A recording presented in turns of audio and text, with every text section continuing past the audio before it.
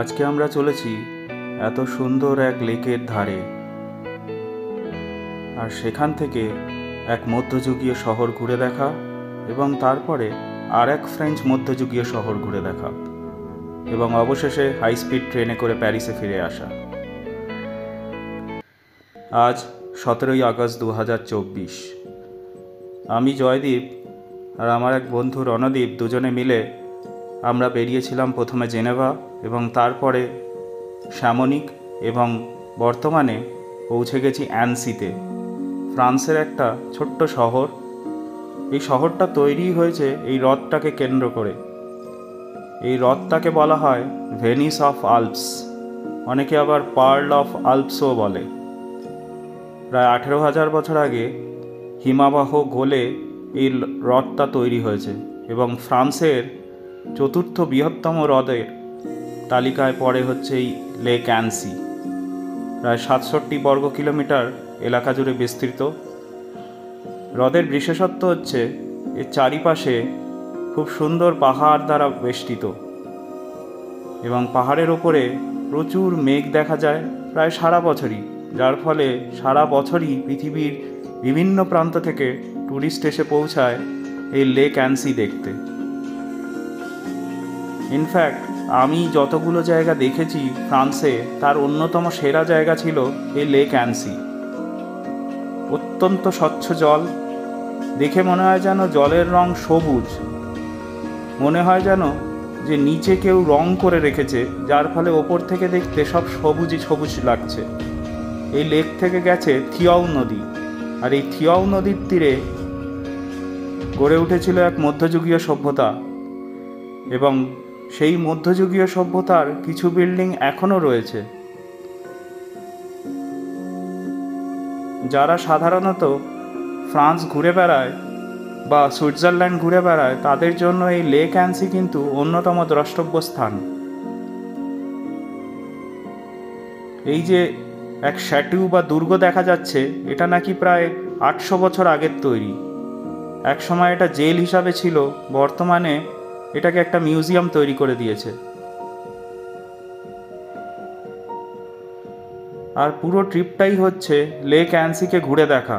যদিও এই লেকটার পুরো 360 ডিগ্রি ঘুরে দেখা সম্ভব হয় না, তবে একটা সাইডেই জনবসতি, অন্য সাইডে পাহাড়। আমি নৈনিতাল গেছিলাম বছর 3 আগে। অনেকটা নৈনিতালের কথা মনে পড়ছিল যখন আমি লেক অ্যানসির ধারে ঘুরে বেড়াচ্ছিলাম। পাহাড় দ্বারা বেষ্টিত একটা সুন্দর লেক, তার মধ্যে বোটিং করা যায়, কায়াকিং করা যায় বা অন্যান্য ওয়াটার স্পোর্ট করা যায়। বিশেষত্ব এটাই যে এই লেকটার থেকে তৈরি হয়েছে একটা নদী এবং সেই নদীর তীরেও বেশ সুন্দর ঘরবাড়ি রয়েছে, বহু পুরানো। মেঘগুলো ধীরে ধীরে পাহাড়ের ওপর দেখতে পাওয়া যাচ্ছে, আরও ভালো লাগছে দৃশ্যটা। আজকে এক রাতই থাকবো আমরা এই লেক অ্যানসির পাশে। কালকে আবার বেরিয়ে যাব প্যারিসের উদ্দেশ্যে। অনেক জায়গায় লেক অ্যানসির ধারে ছোট ছোট স্থাপত্যের নিদর্শন পাওয়া যায়। বহু আর্টিস্ট এখানে ঘুরতে আসে এবং সুইমারদের জন্য এই লেক অ্যানসি একটা বিশেষ জায়গা। বহু সুইমিং ট্রেনিং এবং অলিম্পিকের আগে সুইমিং ট্রায়াল পর্যন্ত এখানে হয়।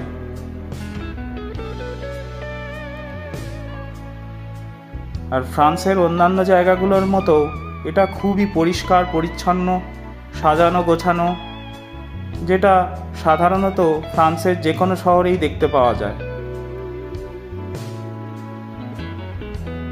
আজ আমাদের দ্বিতীয় দিন। সকালবেলায় উঠে আমরা লেক অ্যানসি ঘুরে দেখছি, আবার দুপুরের দিকে বেরিয়ে যেতে হবে প্যারিসের উদ্দেশ্যে। তবে আমরা সোজা যাওয়ার বদলে চলে এলাম লিয়ন শহরে। লিয়নও ফ্রান্সের এক পুরানো শহর। ফ্রান্সের তৃতীয় বৃহত্তম শহর হলো এই লিয়ন। শহরটা বেশ বড় হলেও শহরটা কিন্তু সেরকম সাজানো গোছানো মনে হলো না আমাদের।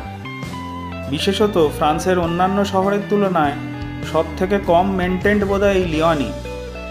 যদিও বাড়িগুলো দেখতে সেই মধ্যযুগীয় স্টাইলেই, কিন্তু আমরা অনেক জায়গায় অপরিষ্কার পরিচ্ছন্ন রাস্তাঘাট এবং অনেক জায়গায় এই দেওয়াল লিখন দেখতে পেলাম, যেটা ফ্রান্সে খুব বেশি দেখতে পাওয়া যায় না।